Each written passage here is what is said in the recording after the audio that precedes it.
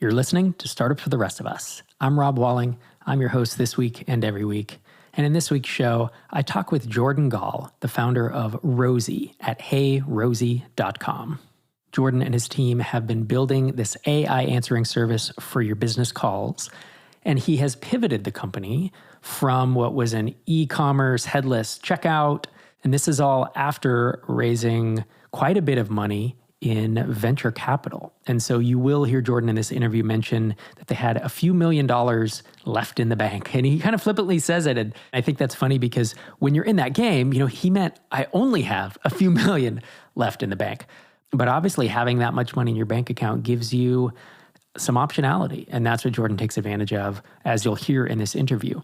As you listen to it, what I don't want you to think is, oh, well, Jordan is making it work because he has a bunch of money in the bank. Because money doesn't solve your problems. What solves your problems is trial and error, gut feel, execution, finding that gap in the market, being committed, doing a lot of things quickly, and having most of them work out. And that's what Jordan Gall has done both with this company and his prior effort, CartHook. You'll hear that in the first 3 or 4 minutes, the story of growing that to millions in ARR and then getting squashed by Shopify. It's a great conversation. We cover all manner of topics, ranging from getting started to, what it feels like to build and I'll put in quotes, an AI wrapper, moving very quickly, and what it feels like to have product market fit. Jordan has signed up to be one of our founding coaches of the SaaS Institute. That's at saasinstitute.com, and it's for B2B SaaS founders doing $1 million or more in ARR. He's a phenomenal founder, and we are lucky to have him as one of our coaches. If you're interested in potentially being part of a mastermind, getting one-on-one coaching, having an amazing community, head to saasinstitute.com to check it out. It is a premium paid coaching program that we are rolling out through TinySeed. And lastly, before we get going, applications for MicroConf Mastermind matching are open right now, and those are open for all levels of revenue, not just $1 million and up. Applications close on March 31st. Head to microconfmasterminds.com. And with that, let's dive into my conversation with Jordan.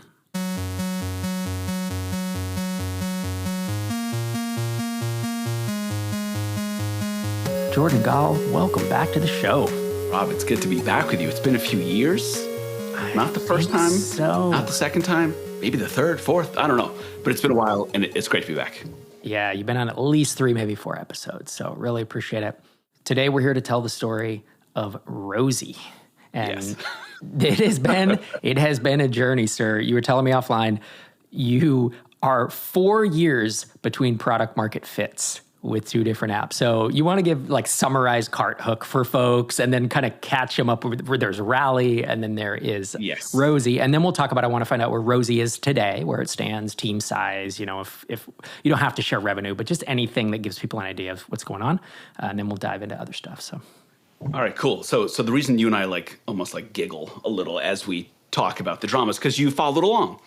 You invested in CartHook, and so you've been getting investor updates for years for me. Probably 10, I guess 10 years. Not every month, as any of my investors know, but regular, consistent anyway. CartHook had product market fit. CartHook was a checkout for Shopify stores before that was a thing. We were one of the first, and it flew. So there was a point in time where it was adding 30, 40, 50K in MRR every month.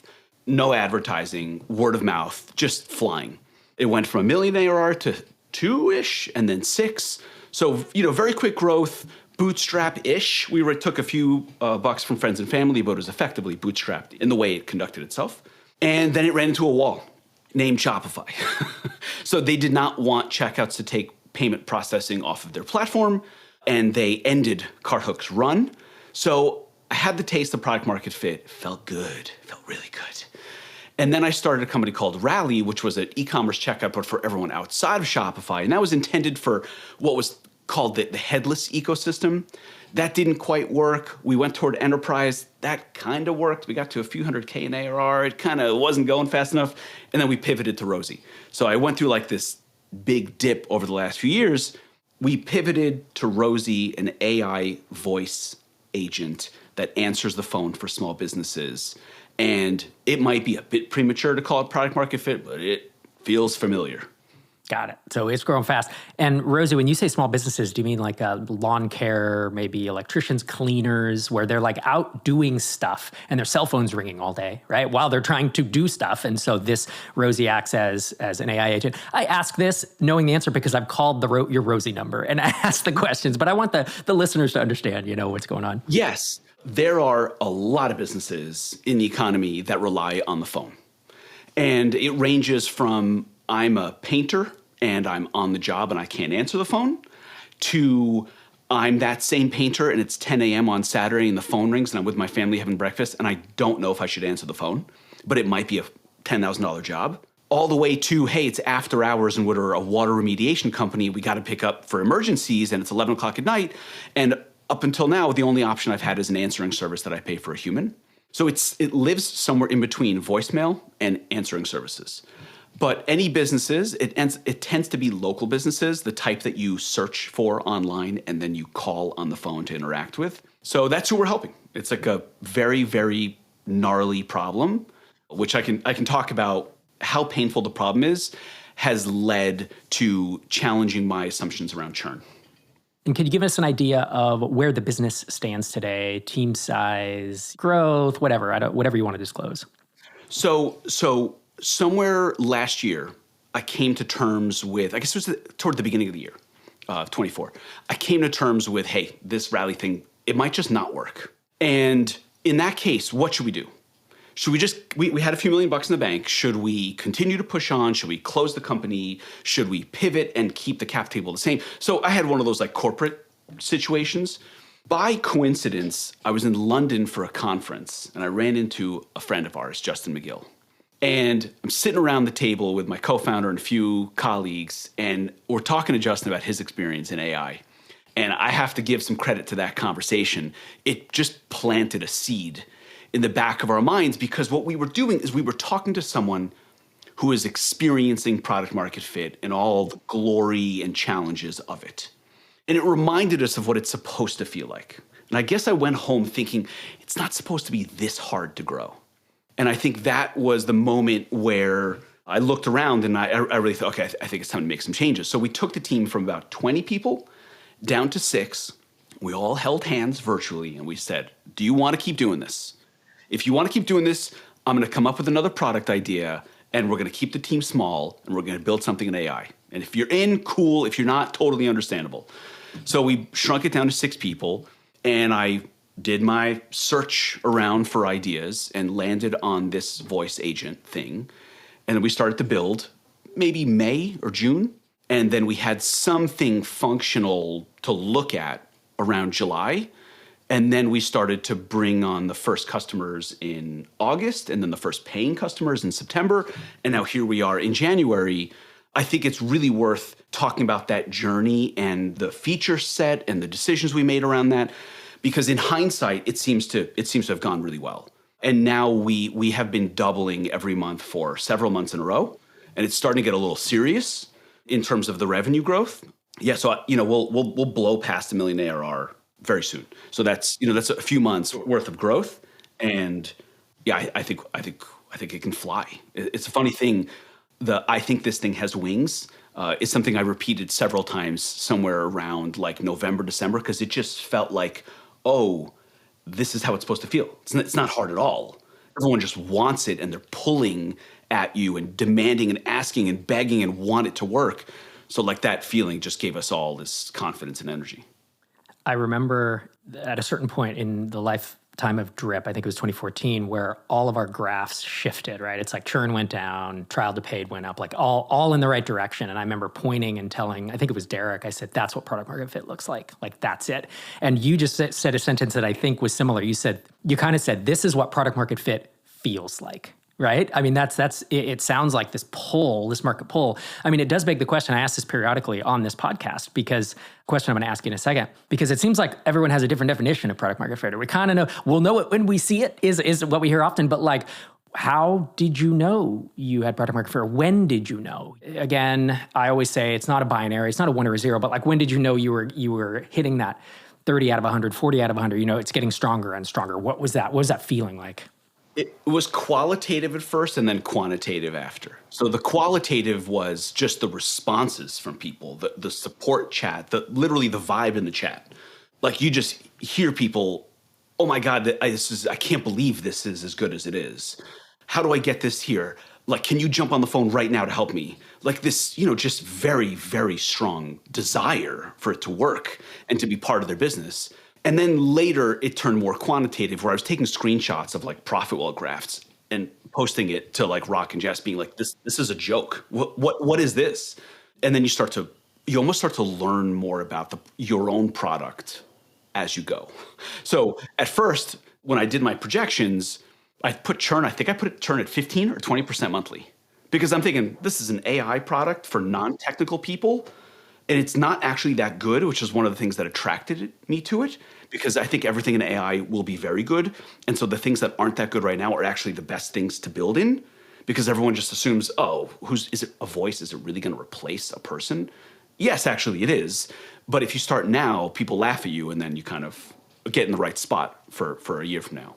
And the churn is like a fraction. And you know why? Because it's not replacing a human. It replaces voicemail. So it just has to beat voicemail and you get ROI.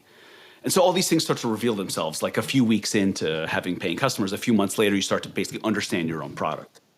Yeah, this is where you had a thesis that this was a need and it would replace a human. And you get, like you said, you get 3 weeks in, you're like, oh, it doesn't even need to do that. This is the learning. So this is what I see separating like really successful founders from those that struggle is they can both have a thesis or a hypothesis and they both build something and put it into the market. And the best founders, like a bunch of noise comes in. There's a lot of noise. You're presenting it like it was super clear. I know that it wasn't, but you figured out, the good founders figure out, they sift the noise away and there's a bit of gut feel there. There's a bit of conversation with team. You ask people you trust.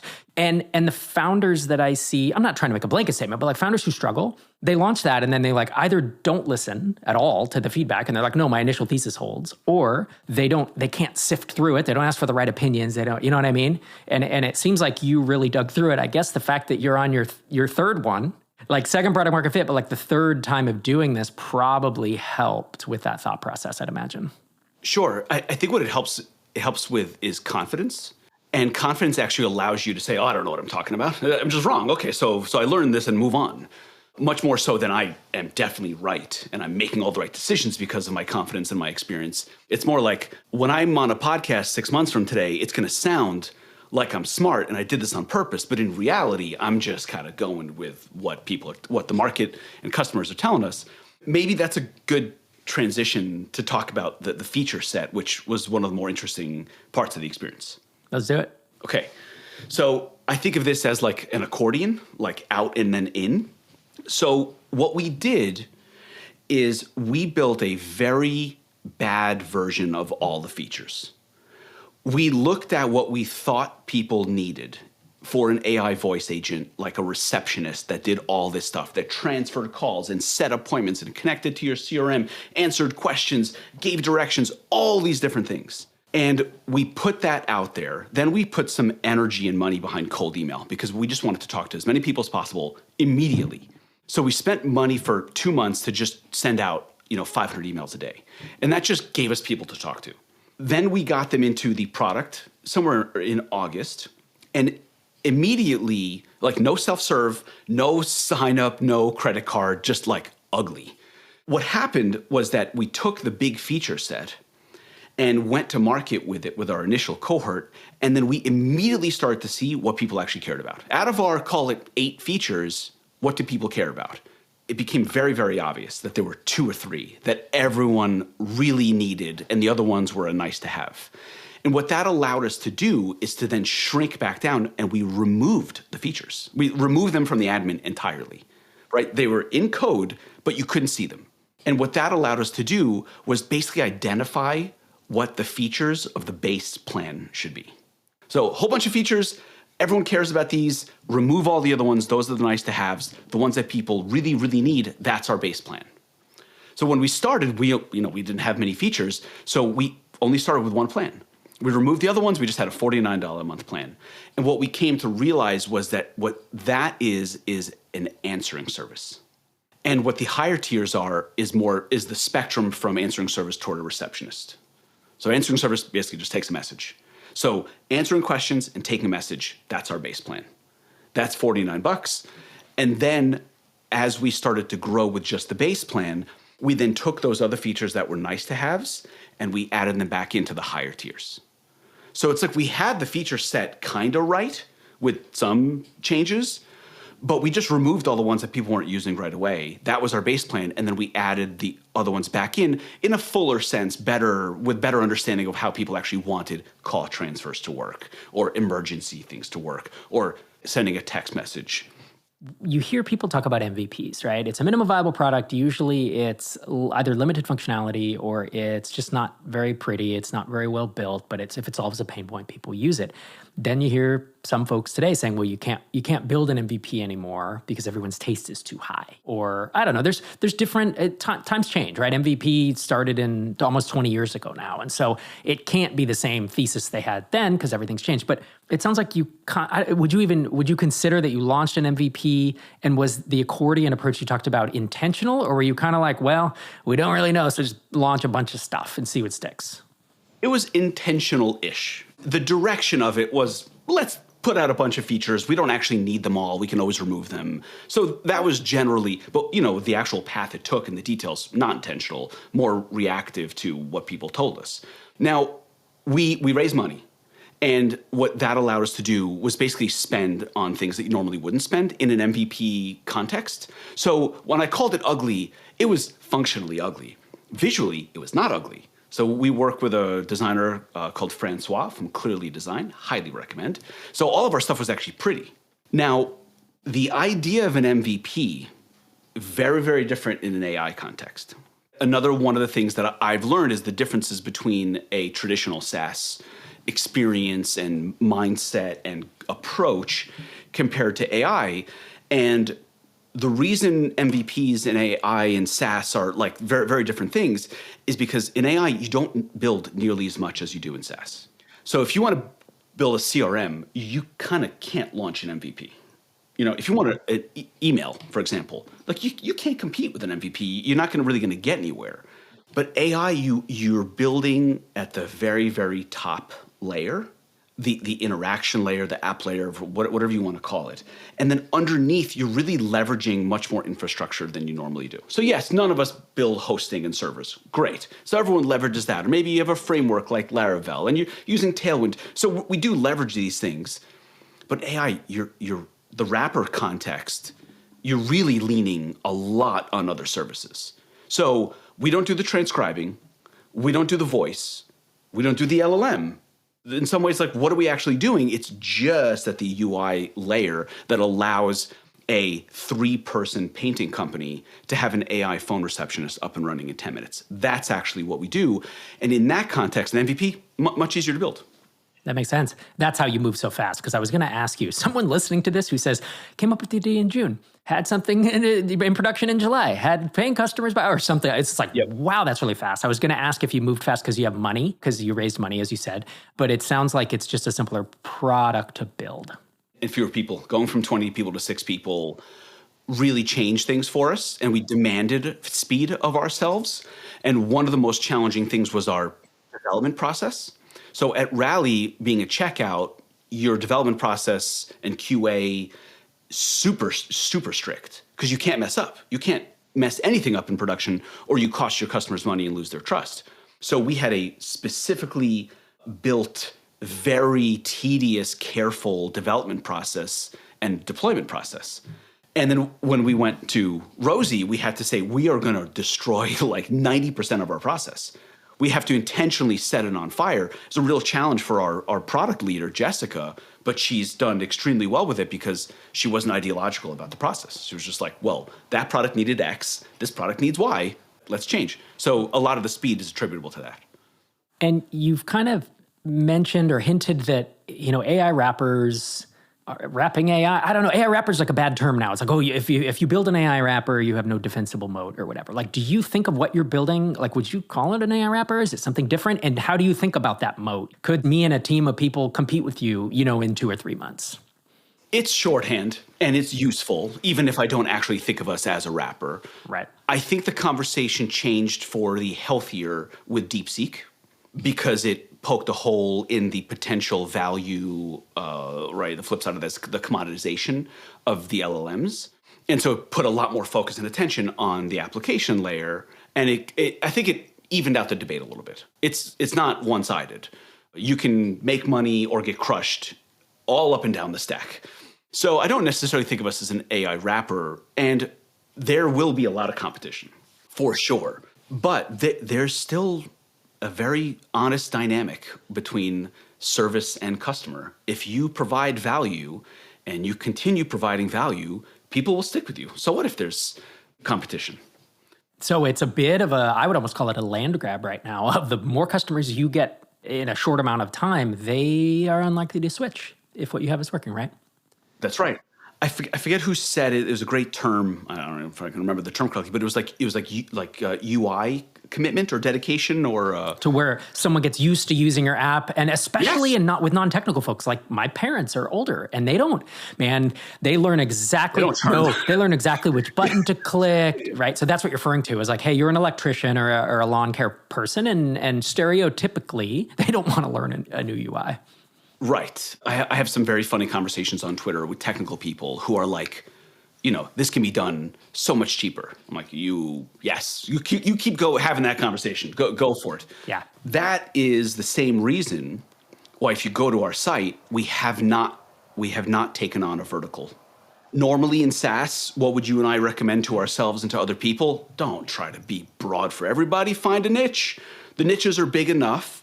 I kill it for one type of customer, then expand. In this, I think it's the exact opposite.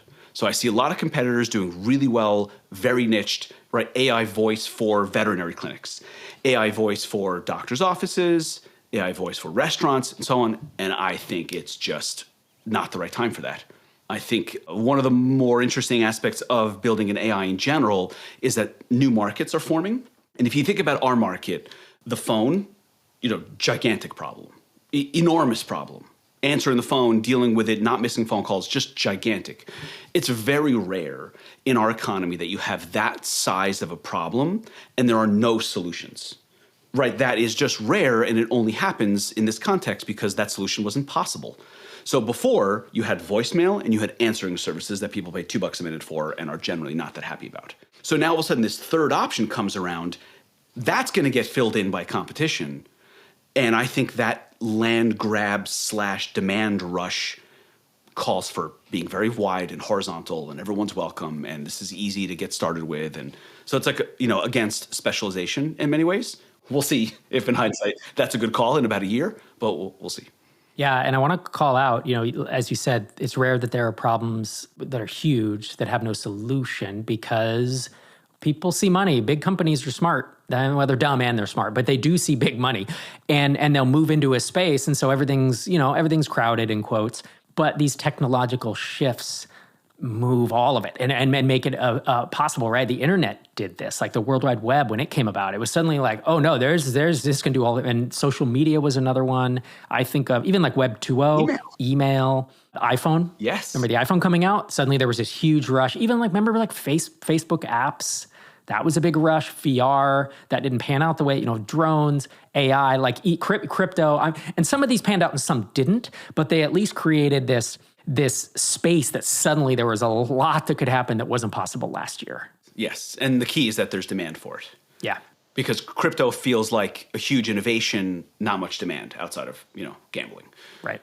But AI is different. Yeah, so I do think about the email context a lot. If email comes out, are you building drip or are you building constant contact? Right, if it first comes out, you don't need to go niche and specialty. You just go, hey, we're MailChimp, man. It's everybody.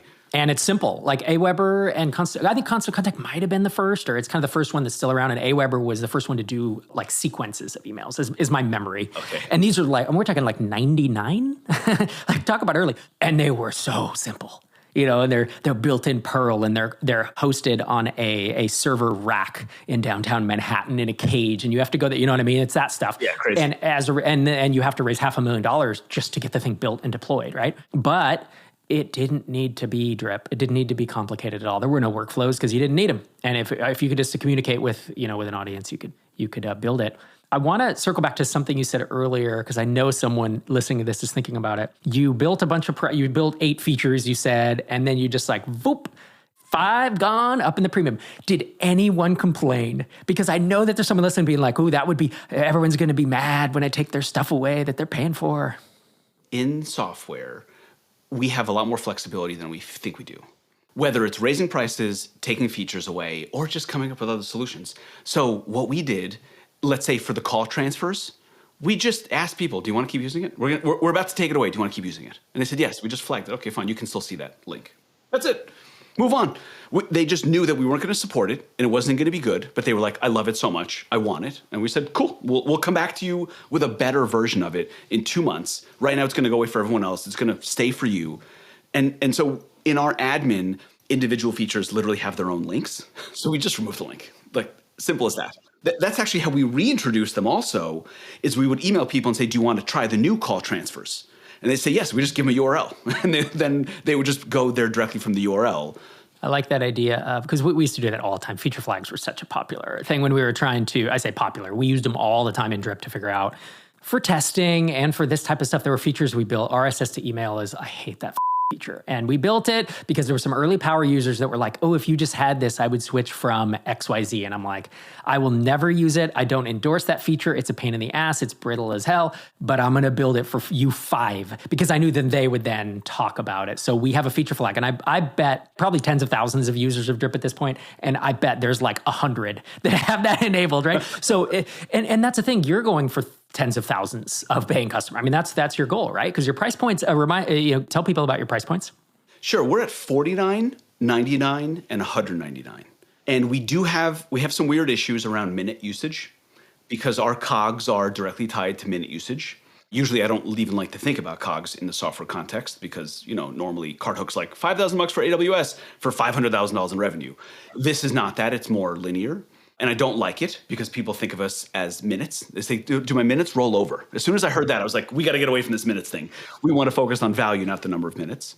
The pricing has been good to us so far. So in December, we launched our self-serve onboarding. And that was the turning point. So up until then, it was, do we have it right? Do we have the feature set? Do we have the price? Do we have all this other stuff? But it was ugly to help to get people onboarded, and we purposely did not build the onboarding because we assumed we don't know what the onboarding should be.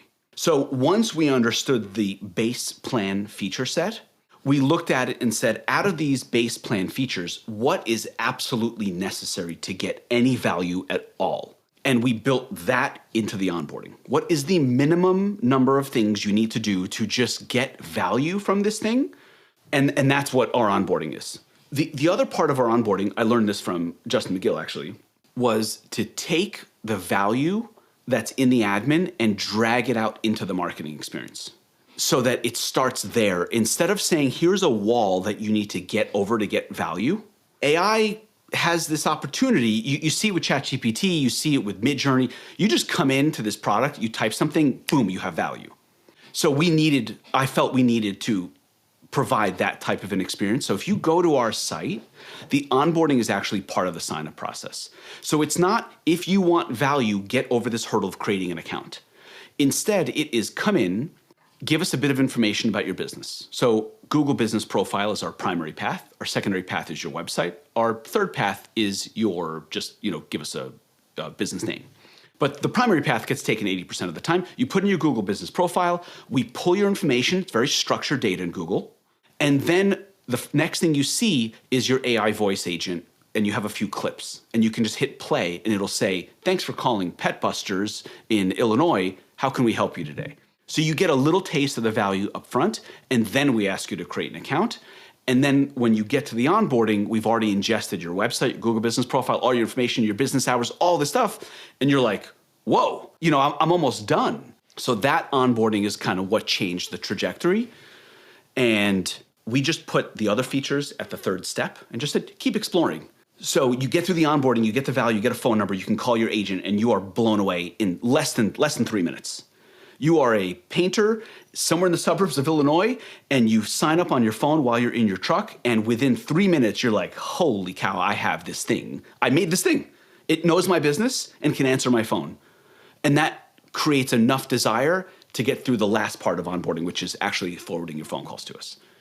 And as someone, you who built CartHook and Rally that required, the onboarding was not 3 minutes to see value. No. The onboarding was extensive, and it was often getting developers and right. So you've seen both sides of it. I see both sides of it with tiny seed companies. You are in an incredibly luxurious position right now.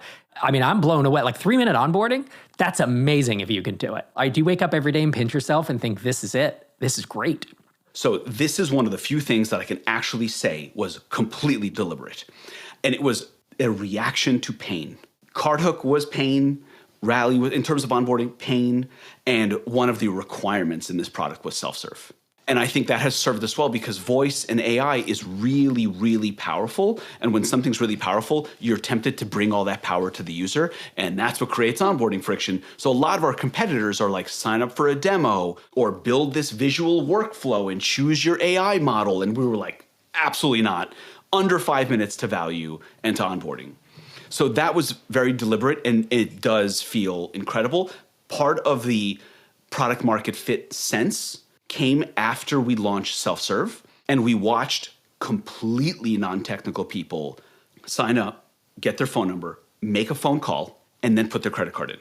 So we put the credit card on the other side of testing your agent.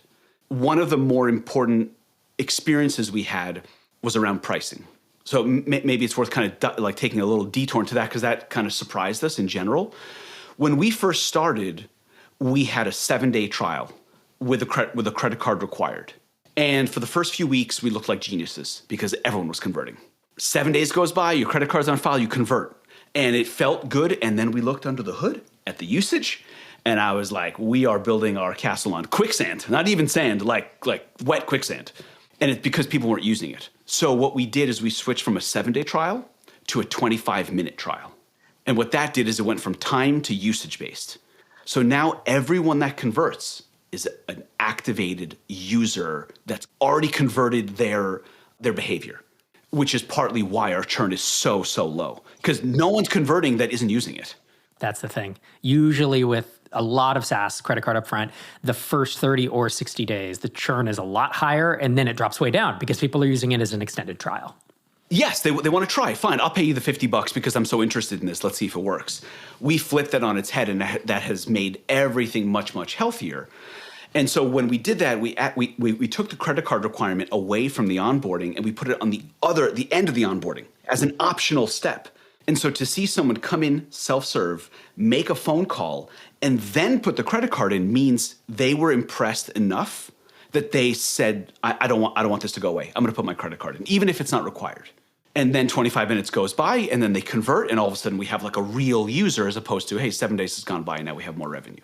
Right. And for folks listening, 25 minutes is not a linear time. It's minutes of talk time. Right? It's right. Someone calling in, and it's 25 minutes of interacting with Rosie. Yeah. It can be 1 day or 30 days. I didn't care. I thought the numbers would kind of even out, and so it would kind of reveal itself to effectively be a 6-day trial or whatever else.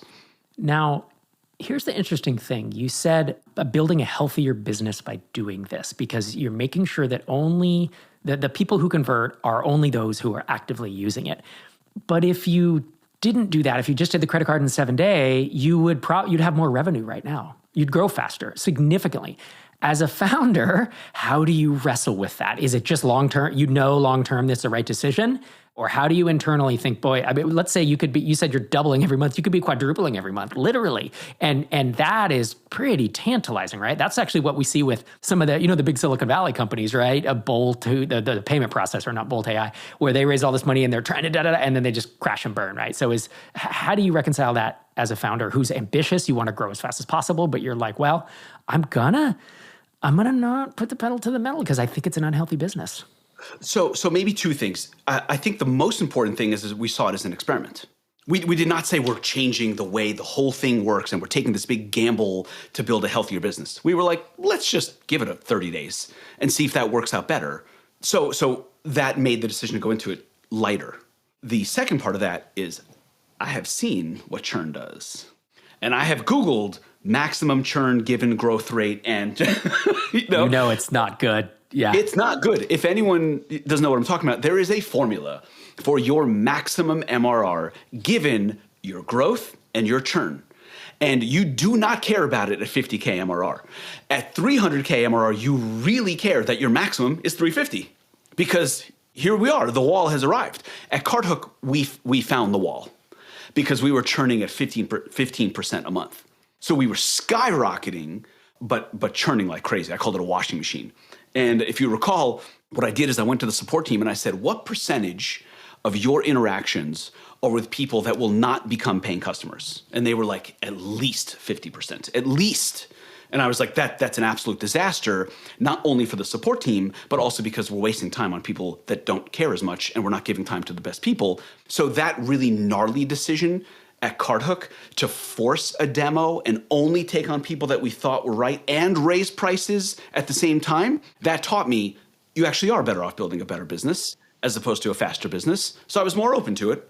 Then we saw it as an experiment and it worked. And then there's one final step in the process that just came out, I think earlier this month in February, that has again changed the trajectory again. And that was what we call premium UI. So up until the beginning of this month, you looked at the feature set on the marketing site and on the pricing page, and then you signed up and you just didn't see the premium features. You would basically have to ask us, hey, that call transferring thing or this custom training, can I hear more about that? And then we would say, yes, that requires this higher tier. So we had no mechanism for people to discover the higher tiers. And instead of just jamming it in there, we very deliberately went with the designer and a product team and said, how do we make this not only incredibly attractive, but also self-serve? And so now you go through the onboarding and that third step, the keep exploring, is now expanded. And as you navigate the admin, there are individual elements with a little yellow star.